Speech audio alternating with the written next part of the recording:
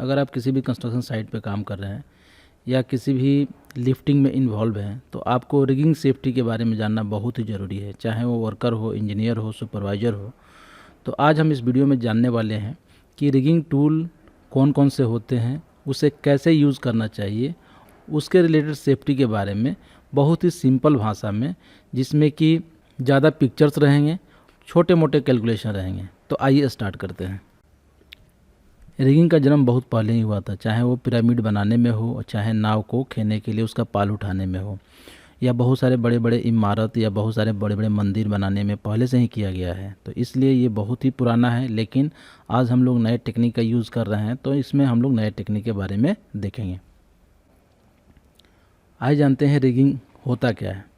तो रिगिंग जो है, जैसा कि आप जानते हैं, हम कोई भी चीज़ क्रेन के हुक में या किसी चीज़ के हुक में लगा के उठाते हैं और उसके ऊपर बहुत सारी चीज़ों को बांधने के लिए यूज़ करते हैं, जैसे कि सीलिंग, बेल्ट, डिसैकल, और नीचे में लोड रहता है। तो जो हुक के नीचे का जो हिस्सा है वो पूरा रिगिंग का पार्ट आता है। जैसा कि आप देख पा रहे हैं पिक्चर में, ये जो क्रेन के ऊपर का पार्ट है वो क्रेन ऑपरेटर की जिम्मेदारी है, और क्रेन के हुक के जो नीचे का पार्ट है, जो हिचेज और लोड होता है, वो रिगर की जिम्मेदारी होती है। एक चीज़ मैं आपको और बता दूं, सीखना तब तक नहीं हुआ है जब तक व्यवहार में बदलाव नहीं आया है। यानी कि आप अगर सीखते हैं और इस चीज़ को यूज़ नहीं करते हैं तो सीखने का कोई मतलब नहीं है। अगर कोई लोड आप उठाने जा रहे हैं, सबसे पहले आपको लोड को एनालाइज करना है, यानी कि कितना लोड है, कैसा लोड है, उसका सेंटर ऑफ ग्रेविटी क्या है। उसके बाद आपको गियर सेलेक्ट करना है, यानी कि बेल्ट यूज़ करेंगे, सीलिंग यूज़ करेंगे, किस तरह का डिसाइकिल यूज़ करेंगे। और ये सब करने के बाद फिर आपको करेक्ट कैपेसिटी उसकी पता करनी पड़ेगी, यानी कि आपका लोड कितना टन का है और ये आपकी जो गियर यूज़ कर रहे हैं वो कितने टन का है। उसके बाद जो है आपको कैसे फिट बैठेगा ये, उसके लिए हम लोग किस तरह का फिटिंग का इक्विपमेंट यूज़ करेंगे, तो ये चीज़ आपको देखना है। यानी कि हिचेज किस तरह का लेंगे, यानी कि बकेट में उठाएंगे या चोकर बना के उठाएंगे, तो ये आपके ऊपर डिपेंड करता है। जितना भी क्रेन एक्सीडेंट होता है उसका 34% पार्ट जो है वो रिगिंग से होता है। तो इसलिए रिगिंग सेफ्टी बहुत ही इंपॉर्टेंट है। अगर रिगर कॉम्पिटेंट ना हो तो बड़ी ही दिक्कत हो सकती है। जैसा कि आप इस पिक्चर में देख पा रहे हैं, आई बोल्ट है, वायर रोप सीलिंग है, यहाँ पे चेन सीलिंग है, और ये आपका बेल्ट सीलिंग है, ये बो साइकिल है। ये सारे कंपोनेंट साइटों पे यूज होते हैं। सीलिंग कुछ इस तरह के हैं, जैसे आप देख रहे हैं, डबल लेग सीलिंग है, ये ट्रिपल लेग सीलिंग है चेन का, मेटल मेश भी यूज होता है, सिंथेटिक वेब सीलिंग भी यूज होता है, सिंथेटिक राउंड वाला सीलिंग भी यूज होता है, और मैंने वायर रोप के बारे में बताया ही। और कुछ एग्जांपल है, जैसे कि क्रेन हुक है, ये बो साइकिल है, डी साइकिल बो साइकिल दोनों भी होता है इसमें, और चूँकि ये बो टाइप का बना हुआ है तो इसलिए बो साइकिल है। उसके बाद आई बोल्ट है, उसके बाद ये होस्ट रिंग्स है, मास्टर लिंक है, उसके बाद टर्न बकल है, ब्लॉक्स है।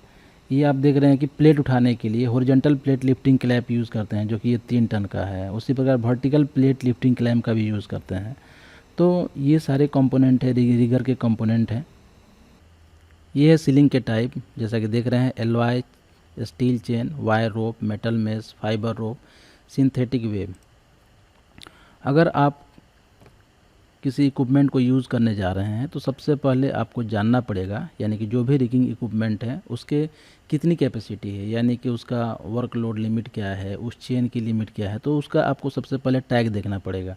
टैग जैसा कि आप देख पा रहे हैं, इसमें भी टैग लगा हुआ है, मतलब इसमें पंच करके लिखा हुआ है। इस पर भी आप देख रहे हैं पंच करके लिखा हुआ है, यहाँ भी लिखा हुआ है। और अगर आप बेल्ट का यूज़ कर रहे हैं तो वहाँ भी अंदर में वहाँ पे दिया रहता है कि उसकी कैपेसिटी क्या है, यानी कि यहाँ इसका देख रहे हैं 3 टन कैपेसिटी है, जिस तरह से उठाएंगे उस तरह से उसका फैक्टर है। और इस तरह से आप देख रहे हैं, इसको जो फैक्टर ऑफ सेफ्टी है वो 5 है। तो इस इफ़ेक्टिव लेंथ ये 6 मीटर का है। तो ये सारा चीज़ जब तक आप नहीं देखेंगे तो आपको पूरी इन्फॉर्मेशन नहीं मिलेगी।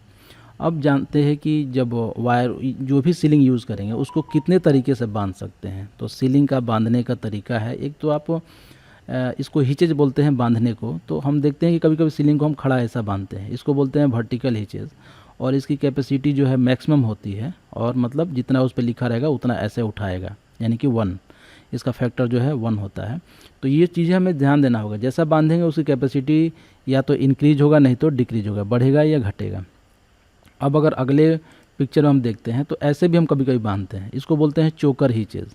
आप वर्कर से पूछेंगे तो इसको हम लोग चोकर हीचेज बोलते हैं।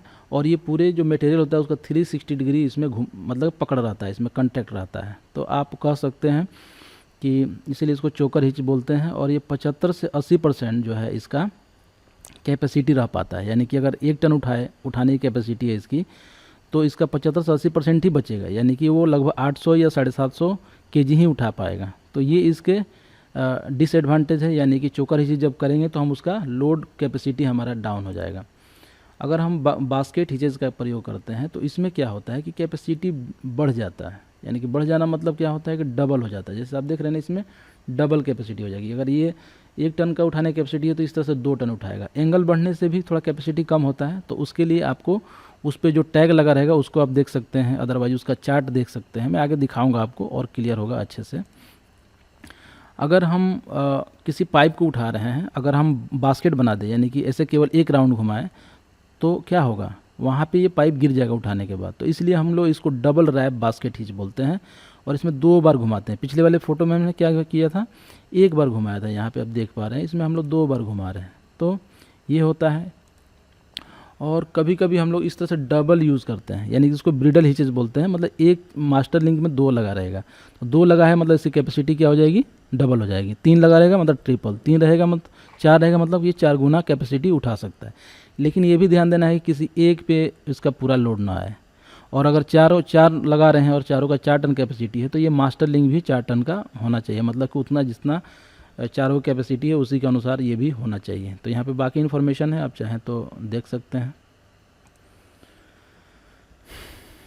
जैसा कि आप देख रहे हैं ये एंगल के अनुसार ना कैपेसिटी घटता या बढ़ता है, आगे चार्ट से क्लियर होगा। जैसे आप देख रहे हैं कि अगर एंगल बढ़ता जाए घटता जाए, जैसे कि 35, तो इसकी कैपेसिटी बहुत कम हो जाएगी, यानी कि 0.57। 90 है मतलब पूरा 1 उठाएगा। जैसे देख रहे हैं ना, इसमें ये 90 डिग्री है, यहाँ पे 60 डिग्री हो गया, यहाँ पे 30 डिग्री हो गया। तो यहाँ पे पूरा 100% कैपेसिटी है, यहाँ पे 60 का 60 जैसा देखेंगे, 30 का 30 जैसा देखेंगे। तो जैसा कि आप देख रहे हैं कि 60 है मतलब कितना कैपेसिटी होगा, यानी कि 0.86। 90 है मतलब 100। 35 पे ये पॉइंट आधा उठाएगा सीधा। तो ये है लॉस फैक्टर, इसको बोलते हैं। जैसे मैं कैलकुलेशन करके दिखाता हूँ कि अगर हम मान लेते हैं कि हमारा लोड जो है 4.2 टन का है, ये पाउंड में दिया हुआ है, मतलब जैसे हम लोग एक फिगर देखते हैं यहाँ पे, तो 4.2 टन का है, यानी 4200 का है।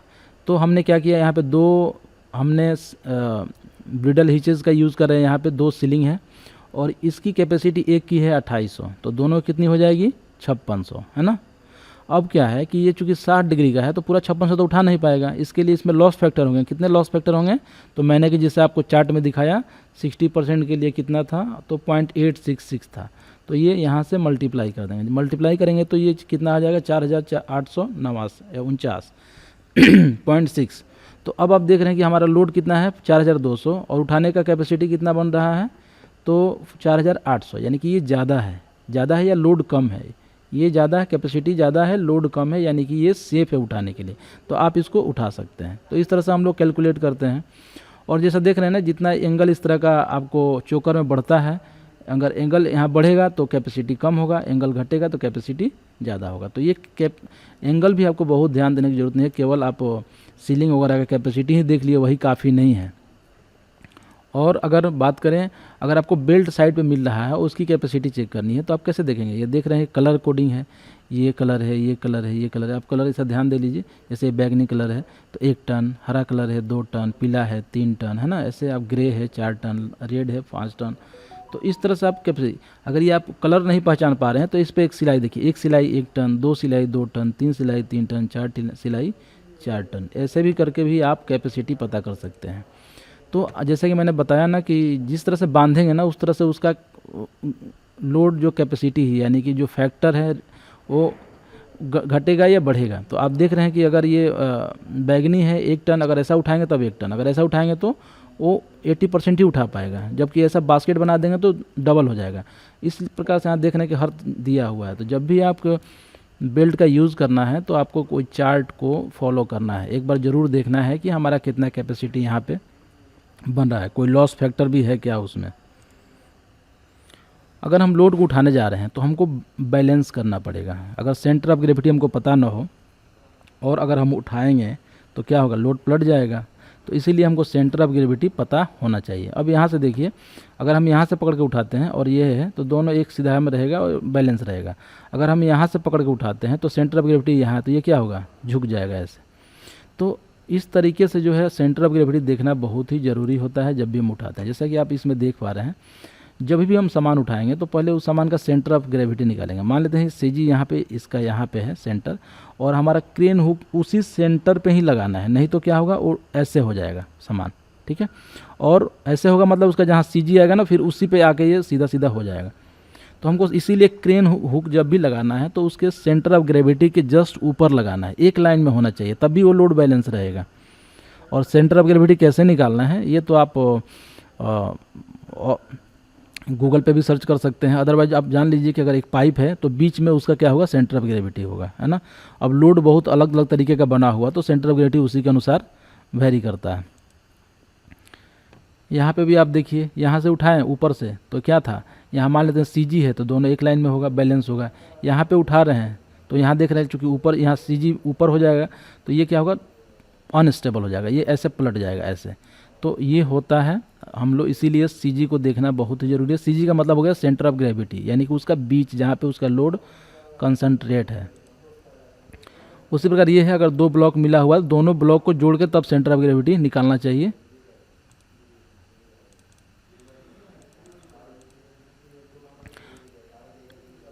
जैसा कि आप देख रहे हैं सेंटर ऑफ ग्रेविटी पे हम सामान उठा रहे हैं, ये है सेंटर ऑफ ग्रेविटी, और हमने हुक लगाया यहाँ पे, बांधा हमने। अब ये क्या होगा, जैसे ही आप उठाएंगे ना, क्योंकि इधर लोड ज़्यादा है, देख रहे हैं ना आप, इधर मोटा चीज़ दिख रहा है, मतलब सेंटर ऑफ ग्रेविटी इधर फिक्स है, इधर थोड़ा सा शिफ्ट हो रहा है। अब जैसे ही उठाएंगे ना तो ये वाला चीज़ नीचे भागेगा, और भाग के कहाँ जाएगा, तो इस लाइन पर आएगा, जैसे देख रहे हैं ना, इसी लाइन पर आया। तो कभी भी सेंटर ऑफ ग्रेविटी और जो हुक है ना वो एक लाइन में ही रहेगा। तो अब हमको क्या करेंगे, अब हम लोग गलती नहीं करेंगे ऐसा, अब हम लोग वहीं पे हुक लगाएंगे जहाँ पे सेंटर ऑफ ग्रेविटी हो, दोनों को एक सीधा में। अब क्या होगा, ये लोड एकदम सही बैलेंस उठेगा। तो ये हमको थोड़ा ध्यान देना है। जैसा कि आप इसमें देख पा रहे हैं, जब भी हमें लोड को उठाना है तो हमें कुछ चीज़ों को ध्यान देना चाहिए, जैसे कि उसका वेदर क्या है, यानी कि हवा का डायरेक्शन कितना है, यानी कि मान लेते हैं कि हवा की जो स्पीड है वो है 25 किलोमीटर पर आवर से ज़्यादा नहीं होना है। प्रिसिपेशन मतलब होता है जैसे कि बारिश, बारिश में भी हमको काम नहीं करना है। ज़्यादा टेम्परेचर हो तो क्या होता है ना कि हमारा, जैसे मैंने बताया बारिश, बारिश में क्या होता है कि जब बारिश आएगा ना तो वहाँ का मिट्टी गीला हो जाएगा और क्रेन पलटने का चांस रहेगा, क्योंकि मिट्टी गीला होगा, सारा लोड तो मिट्टी के ही ऊपर है ना। और टेम्परेचर की अगर हम बात करें तो ज़्यादा टेम्परेचर बढ़ने से क्या है, सीलिंग का, बेल्ट का कैपेसिटी जो है कम होता जाएगा ज़्यादा टेम्परेचर बढ़ने से। तो ज़्यादा टेम्परेचर में भी काम नहीं करना है। ज़्यादा टेम्परेचर मतलब सनलाइट में नहीं, सनलाइट तो नॉर्मल है, कहीं ऐसी जगह पे काम करें जहाँ ओवन है बहुत, वहाँ पे 1000 डिग्री टेम्परेचर है, ऐसी जगहों की बात बोल रहा हूँ। विजिबिलिटी ज़्यादा कुआँ हुआ हो, अगर आप उसमें काम करेंगे क्या होगा, दिखेगा ही नहीं आपको कि लोड कहाँ गया है, ऊपर उठा दिया क्रेन का, आपको हुक ही नहीं दिख रहा है ना। तो ये सब चीज़ें ध्यान देना है। साथ में अगर ऊपर में ओवरहेड लाइन है तो उसको भी थोड़ा ख्याल करना है कि अगर ओवरहेड लाइन होगा तो क्या होगा, क्रेन से जब लोड उठाएंगे तो उसमें अगर प्रॉपर डिस्टेंस मेंटेन नहीं होगा तो उसमें पावर आ जाएगा, पावर आएगी तो सबकी जान की खतरे हो जाएंगे। उसके बाद जो है अनइवन और अनस्टेबल सरफेसेस, अगर कहीं भी हम सामान उठाते हैं तो वहाँ पे अगर लोड मतलब क्रेन जो है सही जगह पे खड़ा ना हो, ऊपर नीचे सरफेस हो, या सामान को ही उठाना है बहुत ऊंचा नीचा है तो क्या होगा, गिरने का हमेशा चांस रहेगा, लोड एक बराबर नहीं बैठेगा। तो ये सब भी हमें ध्यान देना है। कई कई जगहों पे ऐसा होता है जहाँ बहुत सारे केमिकल हो या ऐसा कोरोसिव एटमॉस्फेयर होता है, तो वो जो आपका ना सीलिंग है, रिगिंग के जो कंपोनेंट है उसका क्या होता है, वो मतलब डैमेज कर देता है। यानी कैपेसिटी उसकी 1 टन उठाने की है, अब वो 1 टन नहीं उठा पाएगा, वो उठाएगा 700-800। कई जगह जहाँ एसिड होता है, एसिड लगने से पता नहीं चलेगा लेकिन वो स्ट्रेंथ नहीं रहेगा उसमें। कई जगह पे मान लेते हैं कोरोसिव केमिकल्स वगैरह हैं, वो क्या होगा, सीलिंग को, बेल्ट को बर्बाद कर देगा, और मतलब उसकी कैपेसिटी उसके अनुसार डाउन हो जाएगी। तो हमको ये चीज़ भी ध्यान देना है कहीं भी अगर कोई सामान उठा रहे हैं तो। जैसे कि मैंने बताया टेम्परेचर तो ध्यान देना ही है, और वही चीज़ यहाँ पे पॉलिस्टर बेल्ट वगैरह का है ना।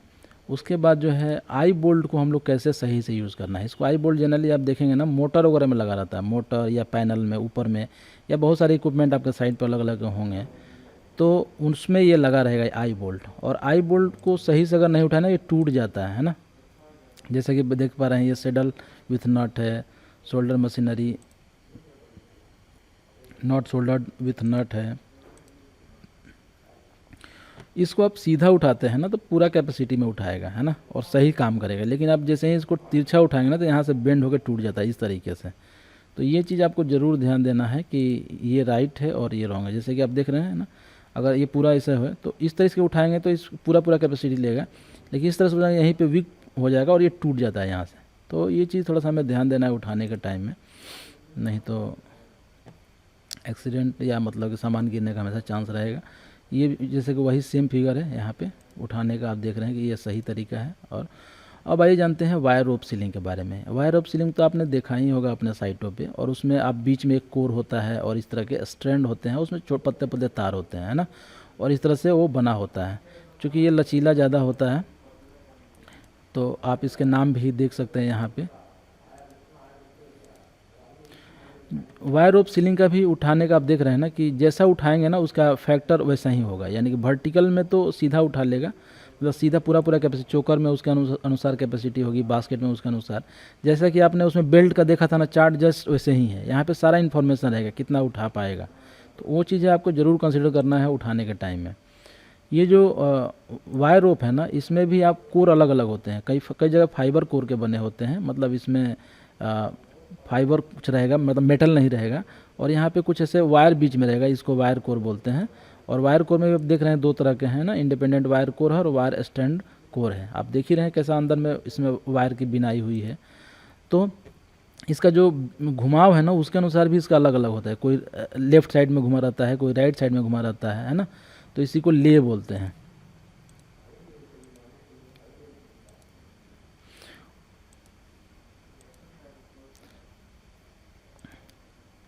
अगर किसी वायर को काटना हो, आप देखे होंगे कि वायर को काट के हम बहुत सारा उसके आई वगैरह बनाते हैं और सीलिंग बनाते हैं। तो काटने का तरीका ये है कि आपको पहले वायर से दोनों तरफ बांध के, और बांधने के बाद तब जाके उसको काटना है ऐसे। हम इस तरह से वायर रोप बनाते हैं, आप देख रहे हैं इस तरह से आई। तो ये जो बोल्ट है ना, मतलब कि ये जो क्लैंप है, क्लिप है ना, क्लिप बोलते हैं, ये क्लिप को लगाने का एक तरीका होता है। तो इसमें 3 तरीके दिए गए हैं, आप तीनों में से कोई यूज़ करेंगे साइड पे, लेकिन क्या सही है क्या गलत है कैसे मालूम चलेगा। तो सही वही होता है जो कि आपका, जैसे कि आप देख रहे हैं, इसको बोलते हैं लाइफ लाइन, ऊपर वाले को लाइफ लाइन और नीचे वाले को बोलते हैं डेड एंड, है ना। और ये जो है आपका राइट वे है, saddle on the live and. हमेशा ये जो सेडल का बोल्ट है ना ऊपर साइड रहना है, सॉरी नट जो है वो नट वाला हिस्सा ऊपर साइड रहना है, और तभी ये सही है और ये तभी काम करेगा अच्छे से। नहीं तो क्या होगा, ये दोनों तरीका आप यूज़ करते हैं तो उसकी सरकने का हमेशा चांस रहेगा। जब भी हम इस तरह का वायर रोप सीलिंग का यूज़ करते हैं ना, क्या होता है ये बांधते हैं ना यहीं से कमज़ोर हो जाता है। और अब मान लेते हैं इसका कैपेसिटी 1 टन है, लेकिन यहाँ पे ये बांध दिया ना, अब 1 टन नहीं उठा पाएगा ये, मतलब कि 800-900 पे यहीं से टूट जाएगा यहीं से। तो इसलिए थोड़ा सा ये वाला इस तरह का जो सीलिंग बना के यूज़ करने में परेशानी ये है कि कैपेसिटी कम हो जाता है, पूरा 100% कैपेसिटी नहीं रहता है।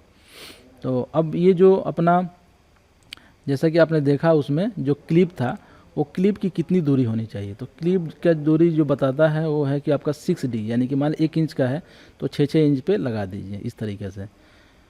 नहीं तो कई लोग क्या करते हैं, इसको पास में ही ला के जोड़ देते हैं, और अगर पास में ही जोड़ दें तो फिर क्या होगा, मतलब उतना स्ट्रेंथ नहीं आएगा। तो ये भी एक तरीका है करने का।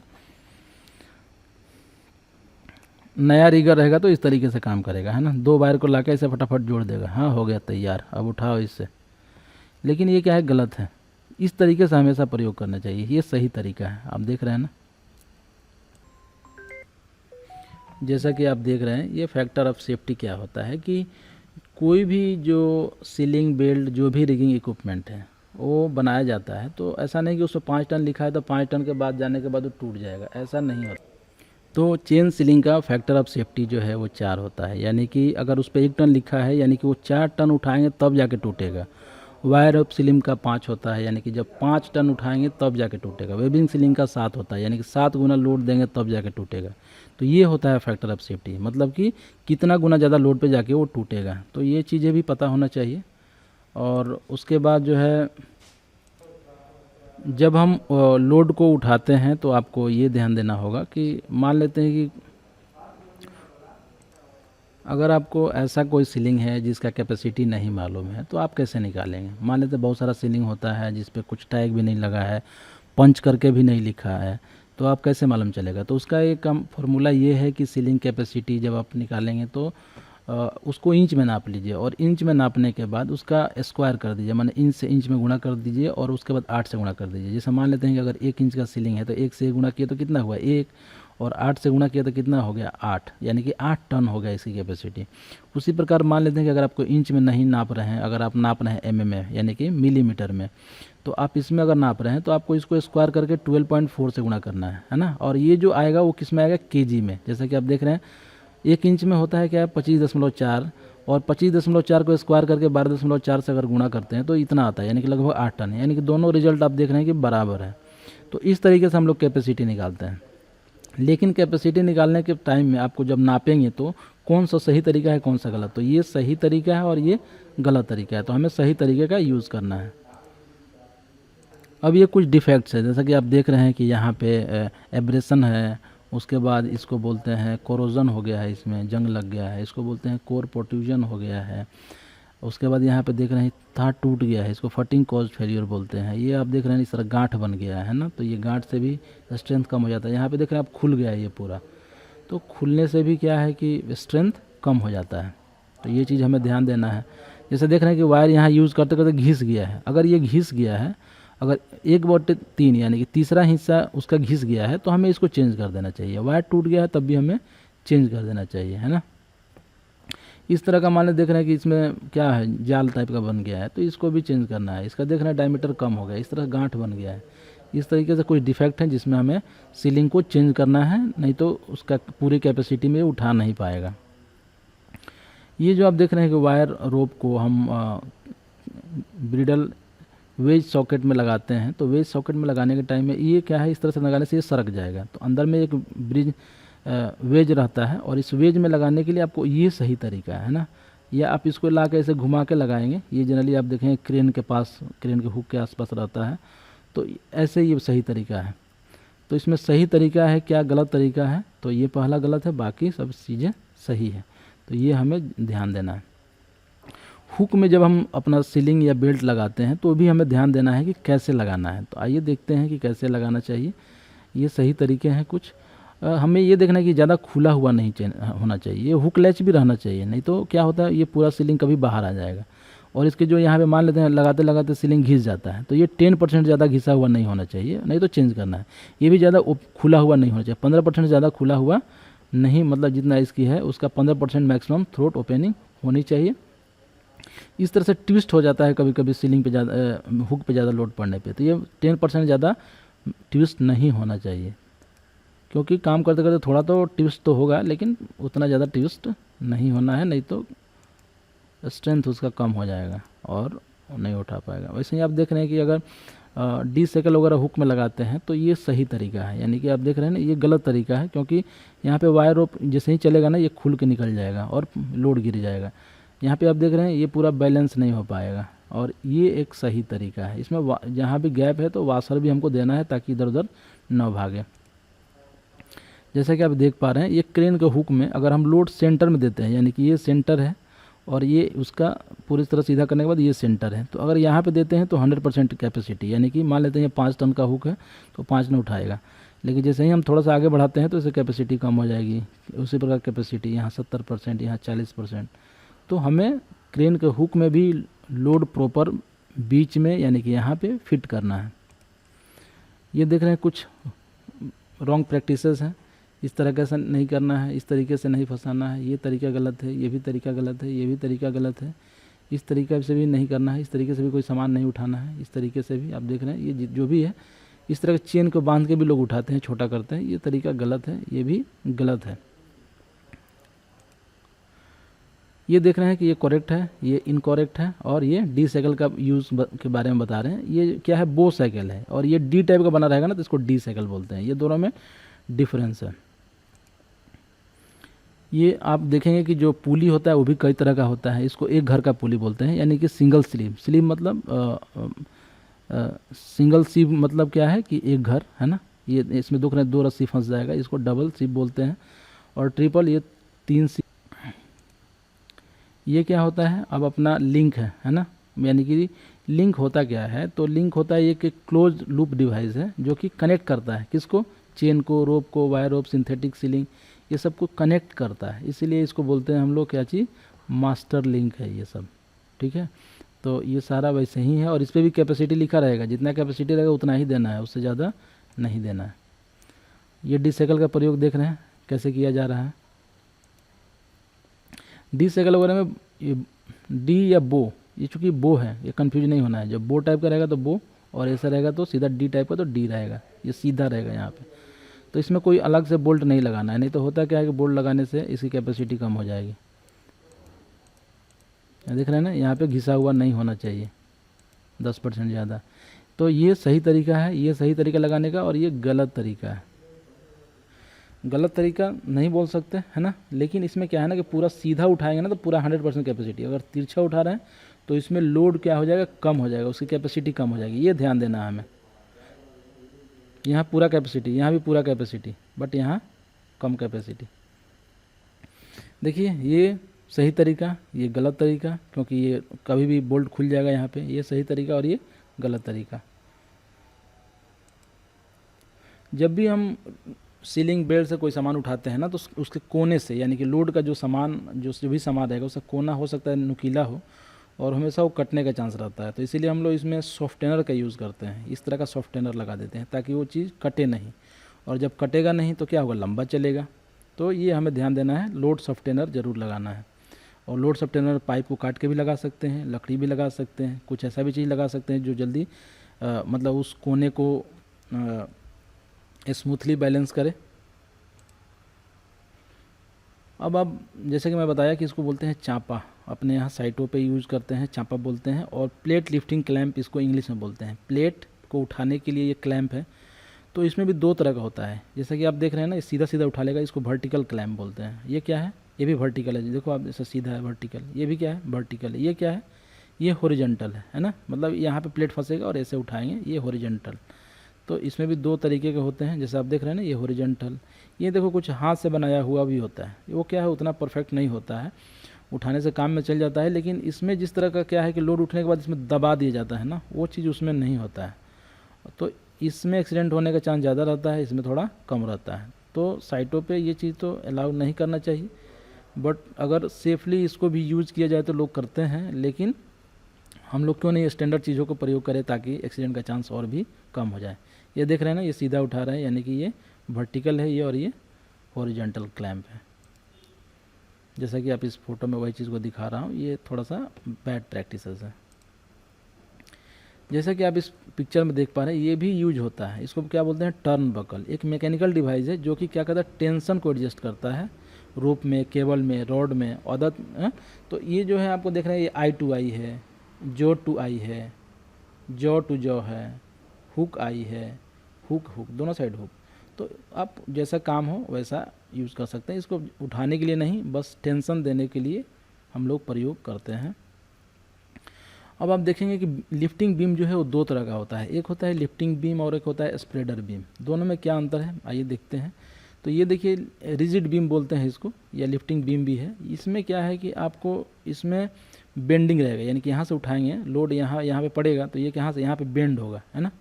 जबकि इसमें क्या होता है स्प्रेडर में, कि यहाँ पे उठाते हैं तो ये और ये दोनों को इधर दबाना चाहेगा, इस पर कंप्रेसिव फोर्स पड़ता है। तो ये दोनों में अंतर है आपको रिजिड बीम में। ये क्या होता है कि लोड को डिस्ट्रीब्यूट करने के लिए, एक बराबर लोड पड़े चारों तरफ, तो इसको हम लोग जैसे कुछ लंबा कोई सामान उठाना है, कुछ टैंक उठाना है, कुछ ऐसा प्लेट उठाना है, तो हम लोग इस तरह का यूज़ करते हैं जिसमें कि लोड जो है चारों तरफ एक बराबर पड़ता है और वो प्लेट झुकता नहीं है या बेंड नहीं होता है। तो स्प्रेडर बीम भी आप साइटों पर देखेंगे काफ़ी यूज़फुल है, और इसकी भी जो कैपेसिटी है, ये सब कैपेसिटी वगैरह हमें ध्यान देना है, ठीक है। उसके बाद जब भी हम लोड को उठाते हैं तो आप देखे होंगे कि हम लोग उसमें रस्सी बांधते हैं, और उसको हम लोग टैग लाइन बोलते हैं। कई जगह टैग लाइन भी बोलते हैं, कई जगह पे गाइड रोप भी बोलते हैं, कई जगह घाई रोप भी बोलते हैं, लेकिन काम सबका एक ही होता है। तो ये क्या है, एक सॉफ्ट लाइन होता है, ये लोड को लिफ्ट करने के लिए नहीं होता है, ये बैलेंस करने के लिए होता है।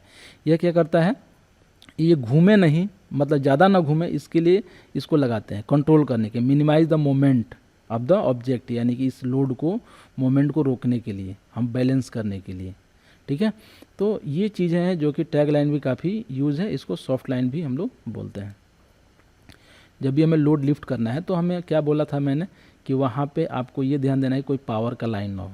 तो पावर का लाइन ना हो तो आप, अगर पावर का लाइन हो भी तो क्या करेंगे, तो उसके लिए भी है यहाँ पे कि अगर पावर का लाइन हो तो आपको उतना क्लियरेंस मेंटेन करना है। जैसे कि अगर 50 किलो वोल्ट हो तो आपको 10 फीट की दूरी, जैसे मैं रेलवे में काम करता था वहाँ पे 25 किलो वोल्ट था तो वहाँ पे हम लोग 2 मीटर की दूरी मेंटेन करते थे। उसी प्रकार यहाँ देख रहे हैं इतना रेंज दिया गया है, ये दूरी भी दिया है। ये है क्या है, क्लियरेंस। अगर आप क्लियरेंस मेंटेन नहीं करेंगे ना तो इसमें से इलेक्ट्रिसिटी जंप होकर आ जाएगा क्रेन में और आपको शॉक लग सकता है। तो ये है, इसलिए इसको, ये क्लियरेंस को हम लोग प्रोहिबिटेड जोन भी बोलते हैं और इसमें कभी नहीं जाना है। यहाँ काम कर सकते हैं, बस इस जोन में एंट्री नहीं लेना है। जब भी हम काम करने जाएंगे ना तो आपको क्रेन हुक का सिग्नल ही मालूम होना है, यानी कैसे सिग्नल दे, क्या सही तरीका है। तो जैसे कि आप देख रहे हैं यहाँ पे टोटल 20 तरीके हैं, है ना, देने का। तो हमें इसका एक वीडियो इसमें अटैच करता हूँ जिससे कि आपको पता चल जाएगा कि क्रेन हुक का सिग्नल कैसे देना चाहिए।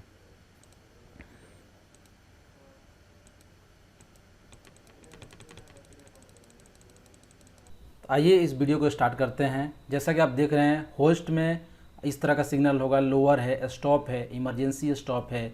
रेज बूम में आप कैसे इशारा करेंगे, लोअर बूम में आप कैसा इशारा करेंगे, raise boom, lower load, lower boom, raise load, swing right, swing left, और hoist slowly, lower slowly, raise boom slowly, lower boom slowly, retract boom, extend boom, use auxiliary, use main, dog everything, travel on track, travel both track and travel. इतने सिग्नलों के बारे में, यानी कि लगभग 22 signals के बारे में हम लोग जानेंगे। जैसा कि आप देख रहे हैं यूज मेन आप इस तरह का इशारा करेंगे, और lower boom and raise load का आप इस तरह से इशारा करेंगे, होस्ट स्लोली आप इस तरह का इशारा करेंगे, स्टॉप के लिए आप इस तरह का इशारा करेंगे, lower signal, extend boom signal, lower boom slowly signal, swing right signal, lower slowly signal, travel signal, lower boom signal, hoist signal, travel one track signal, raise boom signal, swing left signal, travel both track signal, raise boom and lower load signal,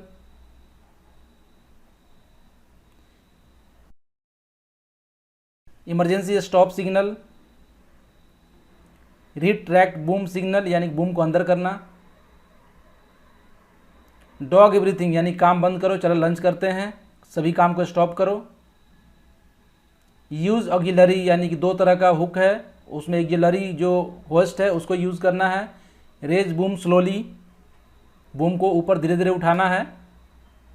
hand signal का प्रयोग काफ़ी widely किया जाता है, लेकिन कई जगहों पे वॉकी टॉकी का भी प्रयोग करते हैं जिससे एक दूसरे से कम्युनिकेशन हो पाता है।